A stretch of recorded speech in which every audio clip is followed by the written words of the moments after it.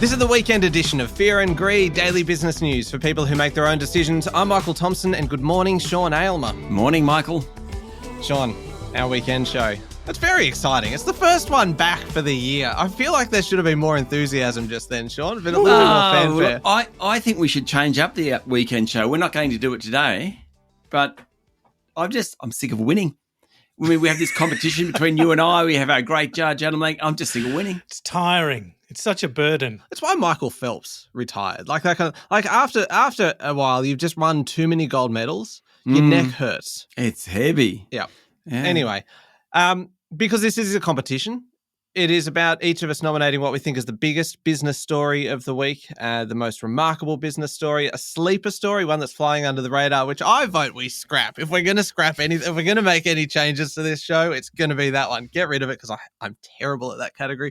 And our favorite business-related story. And we are joined by a judge to pick a winner. That judge who seemed to pick Sean a lot last year. And I'm not suggesting that he's in any way biased or on the take or anything like that. But Adam Lang, our Fear and Greed colleague. Adam, good morning. Good morning, Michael, and good morning, Sean. Morning, Adam. Back for another great year. Adam, what are you looking for this year? Your judging criteria last year were notoriously both rigid and alarmingly flexible. Fickle. Yes, I would say arbitrary, actually, arbitrary. I would love to see topicality, timeliness, make them very contemporary, big economic impact, play a little bit to subjective bias, that's mine, and I'd love it if you brought a little bit of melodrama too. I think we can do that. We'll give it a crack. The biggest story of the week, we're going to jump straight into it because my New Year's resolution is to be more efficient in the way that we're doing this, and so I'm going to get a big challenge. Yeah, and like most New Year's resolutions, it's faltering already. We'll give it a crack for week one and see how we go. But no, if you're here expecting a big competition for the biggest story of the week, you're not going to get one because unfortunately, Collusion. Sean and I have colluded on this and have decided there is only one big story, and so we're going to kind of split the points. Okay. And that big story is what's happened in airlines this week. No, I'm just kidding. It is all about Donald Trump. Can I go through my little bits that I wanted to point out? So first, what Sean, we've done, Adam, as we've sensibly colluded, we've just picked the parts that we have taken from this week. So it's not really a competition, but we've just picked the parts that we like from this, we've thought about this week. Michael. Yeah. Because the thing is, there's so much from this. I mean, if you go back to the actual moment of inauguration, there has just been so many stories that have flowed out of that, and any one of these stories could have kind of filled a full show this week. But we had to cram so much in this week. When Trump was, isn't it funny? 40 is both the 45th and 47th president, and I was on the Trump merchandise site, like on his official site, and you can get the caps that have 45 and 47 aligned, and I'm like, oh, nice. It's pretty impressive. Do not miss an opportunity. Look, the whole inauguration, the whole thing was a spectacle, wasn't it? I love the theatre of all of that kind of thing, and this was pretty.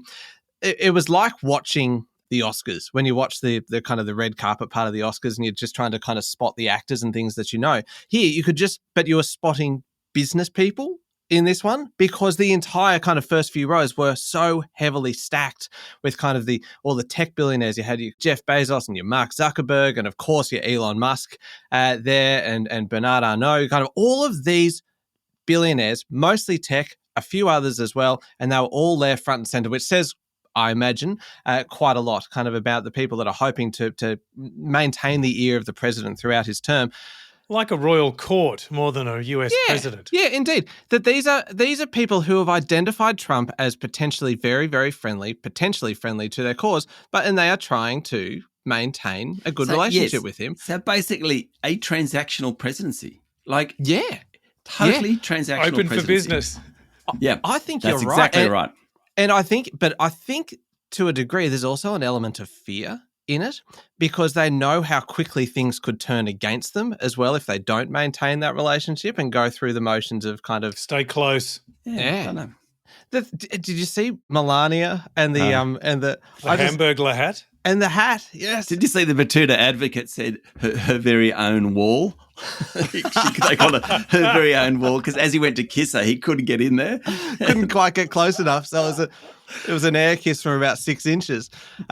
Anyway, look, after the inauguration itself was actually done, he wasted absolutely no time in getting going. And we had known that this was going to be the case, that day one was going to be a big one for executive orders. There was a flurry of executive orders that were signed off on the day. The big ones, kind of the massive crackdown on illegal immigration, the freeze on new regulations. I've got a bit of a shopping list kind of here. There was the freeze on hiring in the federal bureaucracy, workers to return to the office full time, federal kind of government bureaucracy. Oh dear, hard one. Bureaucracy. Yeah, federal government workers returning to the office full time. The diversity, equity, and inclusion staff being put on paid leave with a view to lay them off, and a lot of that has generated a lot of discussion and a lot of kind of wariness around what this actually means for broader kind of hiring practices. The government website's already pulling down material on climate change and reproductive rights. That happened within kind of 24 hours as well. It withdrew from the Paris Climate Treaty, rescinded the order made by Joe Biden for half of new vehicles sold by 2030 to be electric vehicles, more oil drilling, including the Arctic is allowed again, pulled out of the World Health Organization. The pardons, there were so many pardons, and there were 1,500 pardons alone for the January 6 rioters, for people that were involved, right from kind of those who actually physically assaulted police officers, right through to kind of people who are more involved on the periphery of it. But 1,500 pardons just for January 6 people alone. Joe Biden also issued a bunch of pardons on his way out the door, kind of preemptive ones for his family, etc., in case of action taken against them. The whole thing has been a spectacle, Sean, and I'm sure you've got something that you would like to contribute, perhaps on the 5 minutes later. Yeah, maybe. It's the biggest story of the year, Sean. No, I'm not arguing. I'm not arguing. It's just that New Year's resolution thing. You know what I thought about this week, right? All the tariff stuff. So we're talking about 25% on Mexico, Canada, 10% on China, something on the European Union. There's all that. Then he went and told OPEC and Saudi Arabia to cut the price of oil, because if they do that, inflation will fall. Now, those two policies, tariffs and energy, are totally at odds with each other when it comes to inflation. So let's say inflation is the biggest economic issue facing the globe and the US. It affects the cost of living, it affects growth, interest rates, employment, the whole lot. Donald Trump's got a bunch of policies that will add to inflation. Tariffs, number one. Sending illegal immigrants back home, number two. They will add to inflation. No one's arguing that. Others will detract it, telling oil and energy companies to reduce their costs. What came out of this week for me is the absolute uncertainty about what's going to happen. And as we've said on this show, for 4.5 years now, 5 years in May, uncertainty is bad for markets. The US has decided it's okay to have a leader who doesn't actually do what he says or exaggerates all the time. Fair enough. They voted him in. But that creates massive uncertainty. I don't reckon the Trump years will be golden, for markets at least. Equities are really high at the moment. Cryptos are up, so, tough starting point. But bond yields are really, which predict future interest rates, they're really high as well. This week I learned, or at least I had confirmed, that the next 4 years is going to be full of uncertainty, and that's bad for investors, and it's really bad for business. It's going to be full of legal cases. Already we've got a bunch of states taking to courts some of the things that Donald Trump has done in the first week. I mean, the next 4 years is going to be wonderful for lawyers, right? There will be so many court cases. It will be incredible. But I just don't think it's going to be a golden era for financial markets because there's so much uncertainty. And at the end of the day, that's what they hate. That's my takeaway. Where was Michelle Obama? Where was Michelle Obama? Once since August has she been seen in public with Barack? Don't you think it was curious that she didn't attend Jimmy Carter's funeral? Because that is a place where politics are put aside. It is usually a very bipartisan kind of thing that everyone turns up to these things. And they said that she had a previous engagement, and it turns out that was an extended vacation in Hawaii. Anyway, we're getting off track. The big question here is, where's Michelle? No, the big question I was going to say, where's Adam? Actually, yeah.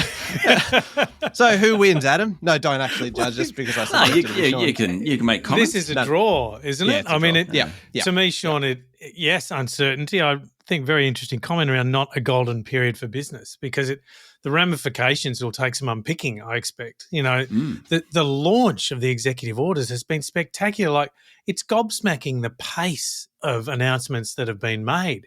And I think everyone this week's a bit, oh my, right now what to do? The reaction and the absorption of all that change. So look, dead heat. I think it's an incredible story. I found it gobsmacking. I'm barely keeping up with what's going on, and amazing. Interested to see what's next. All right, half a point each. There we excellent. Go. At least we both get a point. We're off and running for 2025. The only point I get all year, potentially, from a mandated draw at the beginning. The only half point. Oh, thanks, Sean. Thanks for pointing that out. Most remarkable story. Would you like to go first on this one? Sure. This is the pointy end of a story that's been going on for quite a while. The shake-up underway in the local retailing sector. This week, shareholders overwhelmingly and put an extra emphasis on the H in overwhelming. It always yes, I like that. Shareholders overwhelmingly back. I'd like to almost German. It's from Peter Sellers. Is it Pink Panther? I like to rent Pink Panther. Yes. Anyway, back to the show. Overwhelmingly backed Myer's takeover of Premier's apparel brand. So we're talking about Just Jeans, Dotty, Portman's, JJ's, Jackie E. Billionaire Solomon Lew gets a seat on the Myer board. He now holds 27% of the company. The new retailer will have 783 large format stores and specialty stores, 17,000 staff, $4 billion in sales, $250 million in earnings. Big deal. The reason they did it was that one or other couldn't survive without it, Premier or Myer. The theory behind it is that Myer has great scale, but will learn some of the supply chain basics from Premier. Then we had the decision this week to close all 136 Rivers stores across the country by mid-April after receivers for parent company Mosaic Brands couldn't find a buyer, 650 jobs there. Rivers actually goes back to 1863 as a shoe manufacturer, started selling to Grace Brothers David Jones in the late 70s, opened its own stores in the 1983 was the first one in Sydney. It's been going since then. So now Mosaic Brands is the house of a bunch of other brands. 7 of them have now closed in Australia. Rockman's, Autograph, Crossroads, W Lane, BME, Katie's, and now Rivers. Miller's and Noni B are still going, trying to find buyers for them. As I said, the pointy end of what's going on in retail is pretty remarkable, particularly how quickly stores are now closing. All the stores that are closing are traditional retailers trying to become kind of modern day retailers. It's not so much about online stores. It's actually about online fulfillment and supply chains. So the reason companies like Lovisa and Amazon are such favorites of investors isn't because their websites are better. It's because their supply chain management is so good. Lovisa, for example, can take data from its stores at the end of the day, see what's trending, increase production immediately, and with days have more stock in the store. Traditional retailers just can't do that. Myer can't do that. Just Jeans, Dotty, Portman's, JJ's, Jackie E. The change in retailing, and especially supply chains, is incredible. And it's quite remarkable, as demonstrated by what happened this week, how quickly traditional retailers are closing. Michael. It's a good story. That's a very good story. Here we go. Sean. No, I'm being completely genuine and sincere. Mine's a quick one though. And because I figured that, you know what? This is a man who went on for 10 minutes about Donald Trump. Go on. No, on average, I have 9 minutes to speak on a weekend edition, right? An allocation of 9 minutes, self-allocated. And I figured that because the bigger story was so big, I allocated 6.5 minutes to that one. And then that leaves me 9 minus 6.5. 2.5 minutes. Of which I've taken up a minute. Explain. No, this is separate. This is kind of admin, which has a separate allocation. We are in the midst of a surge in business failures. And we learnt this week just how big and how kind of worrying this problem actually is. 11,053 business failures last financial year. This year, we can expect 16,000. That is a 50% increase. 50% increase. Whole bunch of reasons.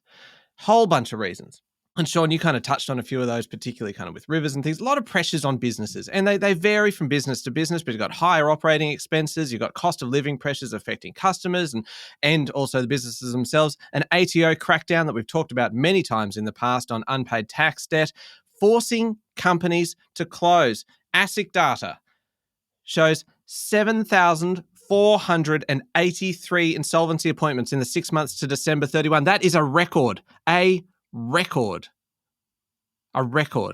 See, I think you'd be a lot quicker if you didn't always repeat yourself. Like you've been doing that a few times this particular. It's while I think where I'm going. It's what I do to stall just for a moment while I go, what the hell am I going to say?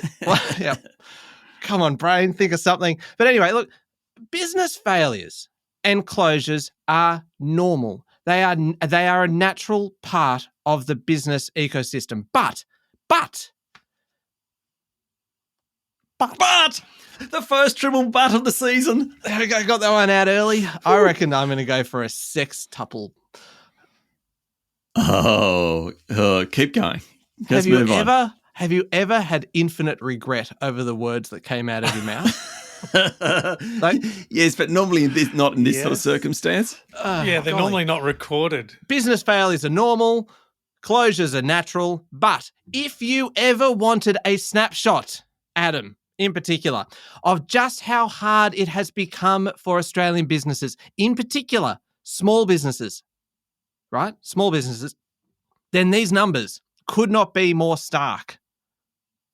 And I was going to add on some kind of additional info, some kind of little bit of window dressing about the closure of the impending closure of Catch as well by Wesfarmers because of the rise of Amazon. Sean touched on a bunch of these things, but I just think it's just the rise of Temu as well in Australia. The pressure mounting on Australian businesses as well from now. Did you know that it's pronounced Shein? You know the other one that you get the ads for? Yeah, I thought that was interesting because everyone always goes, is it Shine? Is it Shane? No. Okay, Adam, I'm cutting him off. Like, enough. Yeah. Can I just say that the Catch thing on Wesfarmers that Michael mentioned is actually part of my story, even though he said it and I didn't. But yeah, that's fine. You know what, Sean? I'm here to help. I was trying to help you, and that way, if you win, I get some of your points. So, look, I guess that's the summary. Sean wins because, Michael, your story is a subset of Sean's in a way. His is a subset of mine. Mine's business closures. His is retail business closures. Actually, within that's a fair point. Yes. Yeah, it's a fair point. Yours is the macro data, but Sean's is the most spectacular at the top end of the scale and therefore the most remarkable part of that story. And to see it come together, Solomon Lew, what a player. Like, he just doesn't stop. What a retail player. Sorry, yes. What a Is retailer. that player spelled Playa? Apostrophe? Yeah. He's been off the my board for 20 years, and now he's effectively back. But geez, what a remarkable story. And I think there within the story too, the Olivia Worth element was Qantas customer, big part of that loyalty program, and how the customer loyalty programs are such an incredibly important part of that physical and Olivia, of course, being the new CEO of Myer. Yes, indeed. And how she's making Myer One, really the vanguard of their connection with customers. I think it's such an interesting story and remarkable. So well done, Sean. All right. So do I get any of his points? Yeah, you do. No. You get 0.1 because you did your best. So 1.4 to 0.6. I will take that. That might be the difference. That could be the difference. That could be the difference. Okay. We are running a little bit behind time. No thank you to Adam and Sean. I've done my best to keep us on track here. We'll take a very quick break and we'll come back with a sleeper story in a moment.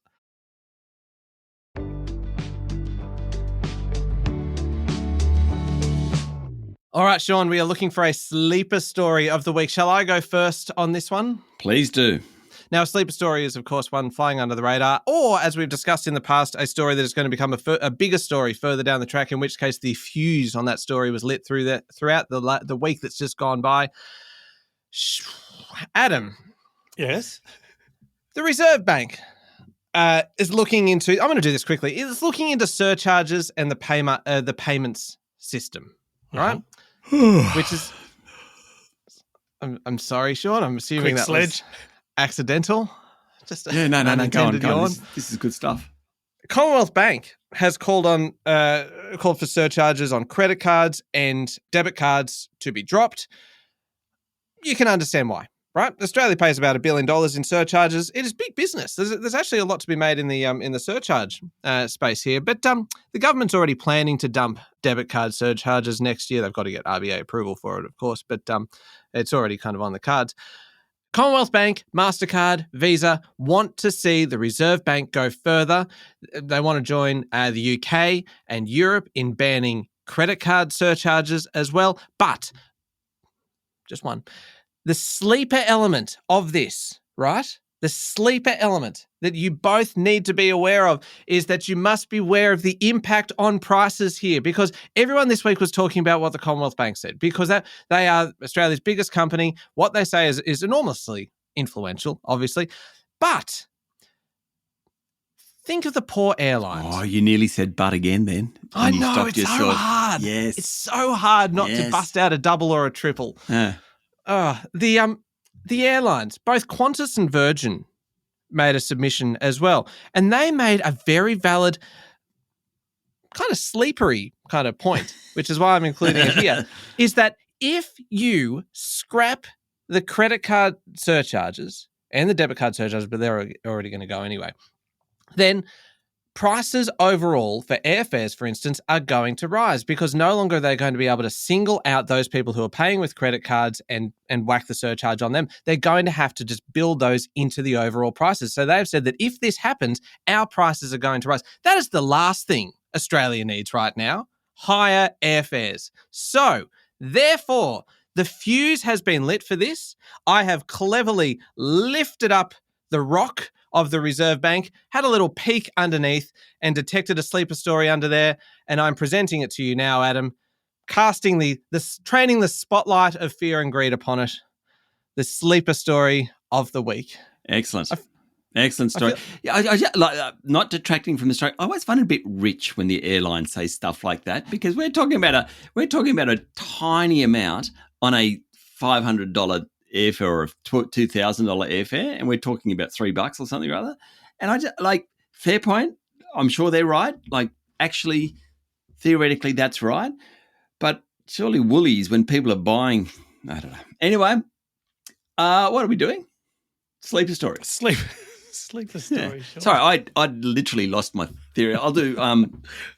Yes, my sleeper story. Some really interesting stats out this week. The number of new homes being built is way below the government's target. We had 43,000 new dwellings being built in the first 3 months of the National Housing Accord, according to the Australian Bureau of Statistics, their September quarter figures. Now, the National Housing Accord, its goal, 1.2 million homes over 5 years from the middle of last year. Canberra's paying $3.5 billion to states, territories and local governments to get it done. That means you need 60,000 a quarter, started off at 43,000 a quarter. Not so good. The sleeper part. On Friday, the government announced a $10,000 bonus to apprentices who work in the residential building sector. What is one of the prime reasons we can't get homes built and the cost of home building is so expensive? Not enough tradies. Now, this $10,000 bonus is a lot of money for a man or woman who earns around $50,000 a year. It's a big challenge to build those 60,000 houses a quarter. The government is out there trying to boost its prospects of achieving it. And I actually think helping tradies is a really smart way of doing it. This month, so over the last week, the Prime Minister's, I think it's about $15 billion in new spending promises. But the fact that he's actually targeting a group like the apprentices to somehow achieve the goal of building the 60,000 houses a quarter, I kind of like the idea without being political about it at all. but we just haven't heard anything about it. Like it's kind of very sly is a negative, and I don't mean that in any way. It's just kind of a underground way of hopefully achieving their goal. Adam. Okay. Lack of homes being built affects everybody. Sean wins. So, Michael, this is a big sleeper story, the payment systems and surcharges, but it's actually a pretty small kind of rounding error on many transactions, and it is important, but in a small scale. Tell that to the poor international traveller who's just paid $2,500 for an all-inclusive business class. The business class traveller, and has been slugged a whopping $24. Adam, please. Out of 2.5. Sorry for not paying enough attention to those poor, weary travellers. But, Sean, in an election year, increased investment, tradie bonus, great. But we are so far behind on infrastructure. It is sucking up trades all over the country, and we're really doing nothing to improve the supply of land for development through those three layers of government, federal, state and local. So it's kind of tokenistic, and I'm a bit cynical about it. So I think it's very, very important, but just simple point, there's not enough homes being built, which is your sleeper story, and I think it's sleeper story of the week. This isn't looking good for me, Sean. 2.4 to 0.6. I think it's all right. What I like, though, Adam, is that you've gone back to form in your judging and made my story a hell of a lot better than what it was. Thank you. And reveal a bit of my own bias. Subjective bias. Golly. Sean, give us your favourite story of the week. Mine's just purely voyeurism. The 1969 Porsche, as he worked out, is how you use it, used by Steve McQueen in the film Le Mans in 1971, currently owned by Jerry Seinfeld, went to auction. It was taken off the market when the bidding got to $40 million. It's one of the most recognisable Porsches in history. A Porsche 917K would have been one of the most expensive Porsche certainly ever sold, if it had sold. There was a big auction in Florida last weekend, 4,300 vehicles. Bidding began at $21 million for this one. No one quite knows why it was taken off the market at $40 million. Jerry Seinfeld bought it for about $6 million more than 20 years ago. The highest seller on the day was a 1966 Ford GT 40 for $11 million. But my favourite, the 1967 Jaguar ED Type Roadster, that was the one used in the Austin Powers movies. It was otherwise known as the Shaguar from Austin Powers. Did you know the most expensive car ever sold? So it was a 1955 car. Adam, you've got to guess the brand. It was sold in Germany. That might give you Mercedes Gullwing? It's Mercedes what? Gullwing. Yes, it is. It is. That's actually not the proper name of it. The gullwing that comes out from the sides. Yeah. Yeah. Well done. $142 million. There you go. 1955. Exceptional. Pretty car. Incredible. Beautiful. There's only two. Well, the one that was sold was one of two prototypes. So only two were ever made, and Mercedes has the other one. That's pure voyeurism this week from me, and particularly after a Donald Trump week, you just sort of need to get away from it. And that's what I find like palate cleanser. Saturday morning. I can't do Trump for the next 2 days. Fortunately it's a long weekend. I need a break. Michael, over to you. How could I not talk about airlines for my favourite story? Especially when welcome back to Fear and Greed Weekend Edition. Especially when there has been so much going on this week. This has been the biggest week for airlines since the Wright brothers took to the skies in 1903. Wilbur and Orville. Yep. There is a chance I might be exaggerating. Oh, no, I don't think so. No. Go on. Well, let me tell you, it is pretty much just a shopping. I'll just have to list them. There is that much stuff that happened this week across a range of different stories, a range of different airlines. Qantas overhauled its frequent flyer program. You're going to need more points to travel on certain routes, but it's going to be easier to use your points on partner airlines. Great news for the international travellers who are sick and tired of being slugged that $24 on their credit card purchases. Qantas's share price hit a record high this week. Hey, write that one down, Adam. Yeah. You're not writing anything down right now, are you? Okay, that's fine. Sorry. Well, the things that I know so well, I don't sort of take note of, but I will. Okay, please write that down. Qantas, write the Wright brothers down as well. The federal government Wilbur and Orville is going to pay Rex. Now, this is a serious and a very interesting story. The federal government's going to pay Rex Regional Express another $50 million to keep operating in rural Australia. The total funding now from the government for the airline that collapsed last year, $130 million. The government is now the biggest creditor.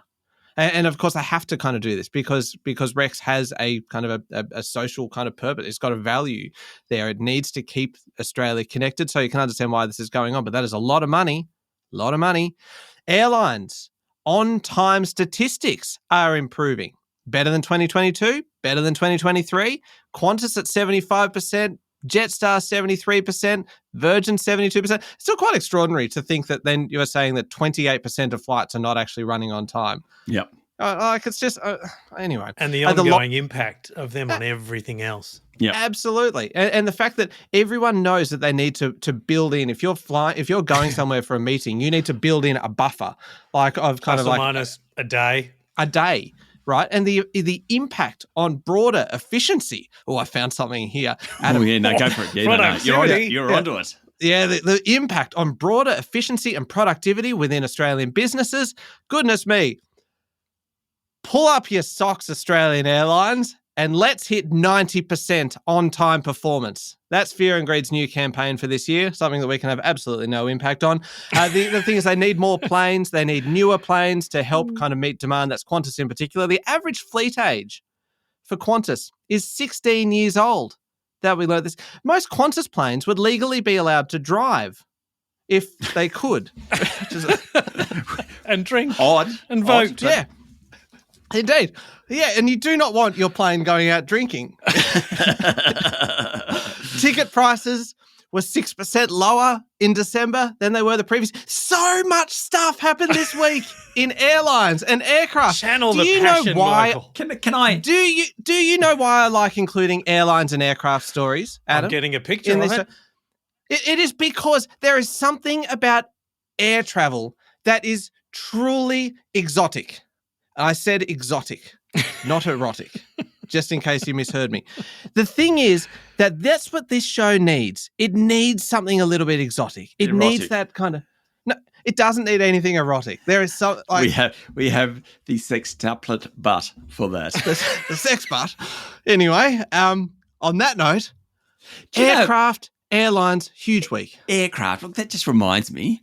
Do you know who the first employer of Nancy Bird Walton was? So Nancy Bird Walton, she was actually trained in part by Charles Kingsford Smith, and the first organisation to employ her to fly a plane in Western New South Wales. Do you have any idea who it is? Is it within the Rex family? No. No. Royal Far West? Royal Far West. There you go. The first organisation. And do you know why I know that? Because Adam, this week I completed a book on Royal Far West. I wrote the last words this week. It's 100-year history 2025. Yeah. And fantastic.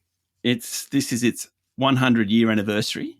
And I learned all about Nancy Bird Walton being a guy called Stanley Drummond, a reverend from Cobar. He realised that people further out west in Cobar in New South Wales needed help. Got Nancy Bird Walton, said, can you fly? She was a woman, which was unusual. The mayor of Cobar sold his taxi business, bought a plane, a guy called Sid Coleman. He didn't want to fly it anymore. Nancy Bird Walton flew it.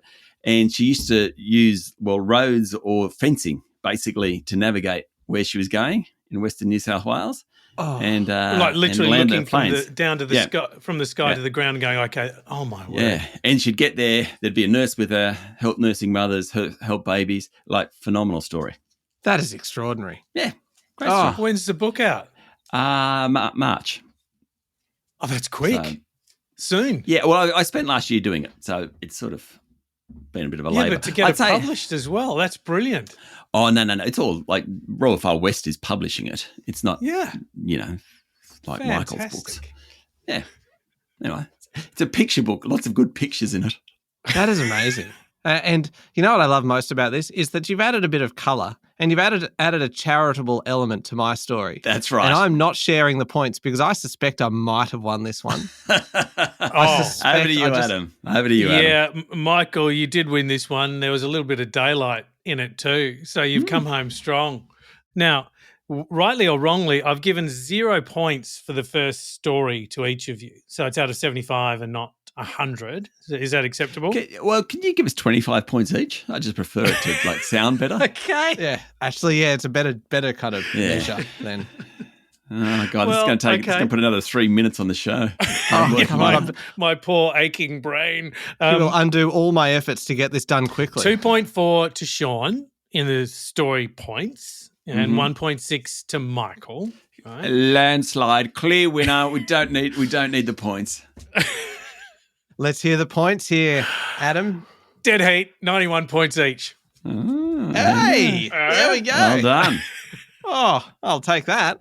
God, I was so close to actually doing the rare kind of reverse victory. Well, look, Sean's favourite story is a ripper. You know, the Porsche from Le Mans and the Jaguar. But the airline story to me is my favourite too.